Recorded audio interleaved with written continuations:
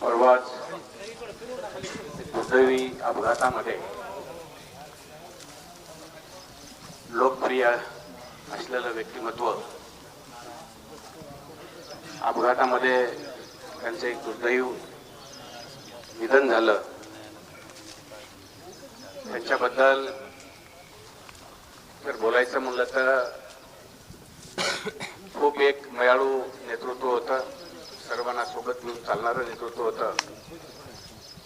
आणि खरंच जिजा कधी मुंबईत जर असले तर दुसऱ्या दिवशी सकाळी इथं माजलगावमध्ये दिसायचे, परळीत दिसायचे। इतके लोकांची त्यांनी सेवा पण केलेली आहे। त्यातले त्यात त्यांच्या पाठीमागे खूप मोठा परिवार, 4 भाऊ 3 मुलं आणि चुलत भाऊ असे खूप मोठा परिवार ते सोडून